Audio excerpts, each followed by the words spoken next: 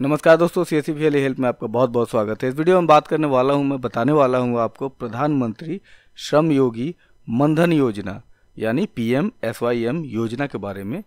तो बेसिकली ये एक पेंशन स्कीम है और ये अनऑर्गेनाइज वर्कर के लिए है, यानी जो मेहनत मजदूरी करते हैं, जो रिक्शा चालक है, जो फल विक्रेता हैं या जो ठेला वगैरह लगाते हैं, जो मेहनत का काम करते हैं, मेहनत मजदूरी का काम करते हैं या फिर सिलाई कढ़ाई बुनाई का काम करते हैं या दूसरों के घर में काम करते हैं, ऐसे लोगों के लिए उनका फ्यूचर जो है, उनका बुढ़ापा जो है सिक्योर करने के लिए ये एक पेंशन की स्कीम है।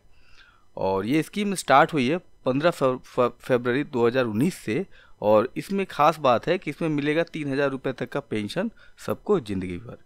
तो चलिए शुरू करते हैं। उससे पहले मैं बता दूं, अगर आपने मेरे चैनल को सब्सक्राइब नहीं किया तो कृपया इस रेड बटन पर क्लिक करके मेरे चैनल को सब्सक्राइब कर ले और इस बेल के आइकन को भी दबा दे ताकि मैं जो भी वीडियो दूँ उनका नोटिफिकेशन जाता रहे सीधे आप तक। तो दोस्तों अब बात कर लेते हैं प्रधानमंत्री श्रम योगी मनधन योजना यानी PMSYM के बारे में। तो सबसे पहले हम जान लेते हैं कि ये योजना क्या है। तो government of India has introduced a pension scheme for organized worker namely Pradhan Mantri Shram Yogi Maandhan Yojana यानी PMSYM to ensure old age protection for unorganized worker.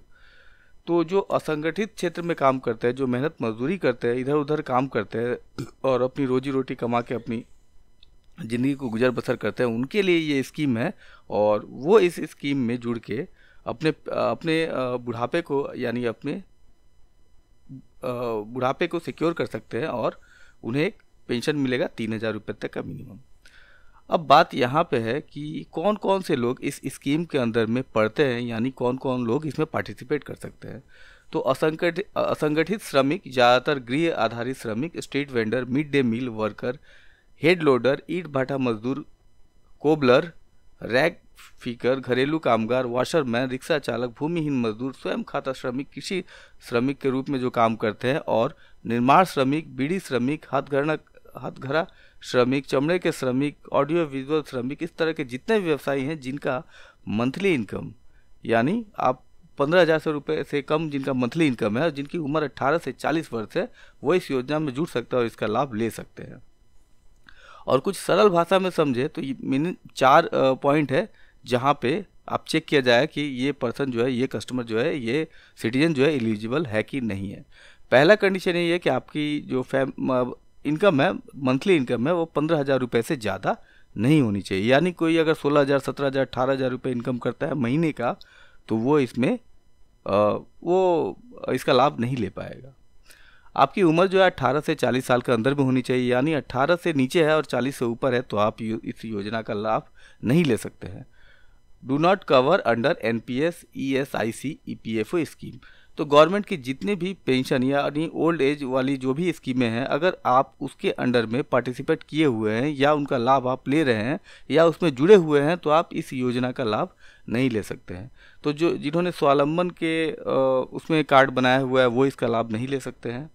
जिन्होंने NPS परचेस किया हुआ है वो इनका लाभ नहीं ले सकते हैं। और जो EPFO स्कीम में है, मतलब एम्प्लॉय प्रोविडेंट फंड स्कीम में है, वो भी इसका लाभ नहीं ले सकते हैं। ठीक है। और सबसे खास बात है, should not be an income tax payer. तो आपको इनकम टैक्स पेयर नहीं होना है। अगर आप इनकम टैक्स देते हैं तो भी आप इस सुविधा का लाभ नहीं ले सकते हैं।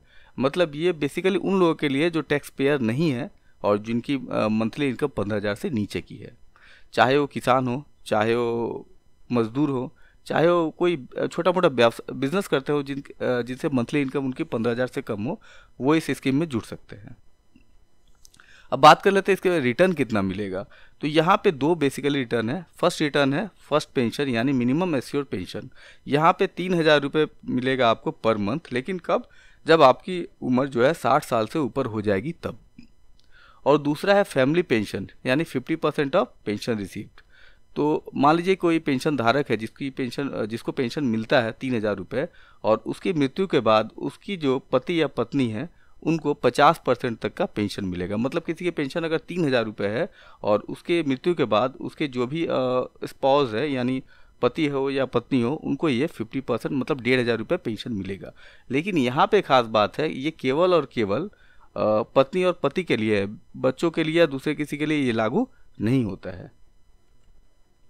अब बात कर लेते हैं कंट्रीब्यूशन की। तो इस योजना में जुड़ने के लिए आपको कितना कंट्रीब्यूट करना पड़ेगा, तो ये एज वाइज इनका प्रीमियम है वो आपको देना पड़ेगा। जैसे अगर आपकी 18 साल की उम्र है तो आपको 60 साल की उम्र तक पेंशन देना है, मतलब प्रीमियम देना है, और 60 साल के ऊपर के बाद आपको पेंशन मिलेगा। और आपका कंट्रीब्यूशन जो है 55 रुपये का होगा, गवर्नमेंट जो है 55 रुपये ही कंट्रीब्यूट करेगी। टोटल मंथली कंट्रीब्यूशन जो है 110 रुपये का हो जाएगा। वैसे ही अगर बात कर ले हम, तो आपकी उम्र अगर 19 साल है तो आप यहाँ पे 58 रुपीज़ करके आप कंट्रीब्यूट करेंगे, 58 रुपीज़ गवर्नमेंट देगी, और टोटल मंथली कंट्रीब्यूशन जो है 116 रुपये का हो जाएगा। वैसे ही अगर आपकी उम्र 29 साल है तो आपको 100 रुपये देने होंगे, गवर्नमेंट भी 100 रुपये देगी, और 200 रुपये का जो है मंथली कंट्रीब्यूशन हो जाएगा पर मंथ। ठीक है, और फिर 30 साल के लिए, 31 साल के लिए, हाईएस्ट है 40 साल के लिए। 40 साल में आपको 200 रुपये देने हैं, गवर्नमेंट भी 200 रुपये देगी, और टोटल कंट्रीब्यूशन जो है आपको यहाँ पे 400 रुपये का हो जाएगा। तो ये रहा कंट्रीब्यूशन, जहाँ पे आप फाइनली जुड़ेंगे, जुड़ने के बाद मंथली कंट्रीब्यूट करेंगे, और उसके बाद 60 साल की उम्र के बाद आपको पेंशन मिलेगा। अब बात कर लेते हैं पॉलिसी लेने के लिए या इसमें जुड़ने के लिए कौन कौन से डॉक्यूमेंट की आवश्यकता है। तो सबसे पहले आपके पास आधार कार्ड होना चाहिए। दूसरा है बैंक पे सेविंग्स अकाउंट होना चाहिए। अगर कोई जरूरी नहीं है कि आपके पास जनधन योजना का ही अकाउंट हो, दूसरा कोई सेविंग्स अकाउंट हो फिर भी चलेगा। और वहाँ पे IFSC कोड आपको देना है, मतलब आप पासबुक का फ्रंट पेज का जेरॉक्स दे सकते हैं, आप चेक का जेरॉक्स दे सकते हैं, बैंक का जो कोई भी डिटेल्स हो वहाँ पे दे दे, IFSC कोड मैंडेटरी है। उसके बाद आपको मोबाइल नंबर देना है जहाँ पे OTP वेरिफिकेशन जो है होगा, और इनिशियल कंट्रीब्यूशन अमाउंट है। मान लीजिए आपकी उम्र अगर 29 ईयर्स है, 29 साल की उम्र है, तो आपको जो है इन सारे डॉक्यूमेंट देने के बाद पहला जो कंट्रीब्यूशन है वो आपको कैश करना है। उसके बाद से नेक्स्ट जो भी कंट्रीब्यूशन है आपके अकाउंट से ECS करके, यानी ऑटो डेबिट करके आपके अकाउंट से वो डिडक्ट हो जाएगा।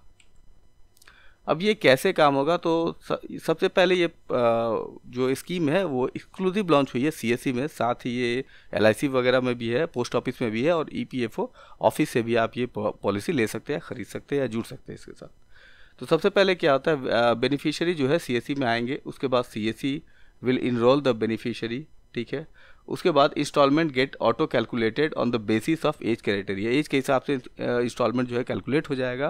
पहला इंस्टॉलमेंट जो है CSC में पेड होगा, उसके बाद CSC क्या करेगा, एक नंबर जनरेट करेगा और एक्नॉलेजमेंट रिसीप जो है बेनिफिशियरी को दे देगा, उसका सिग्नेचर भी करा लेगा उस पर। CSC will scan and upload the signed debit mandate beneficiary form. ठीक है, और उसके बाद जो है CSC क्या करेगा, प्रिंट करेगा कार्ड और हैंड ओवर कर देगा।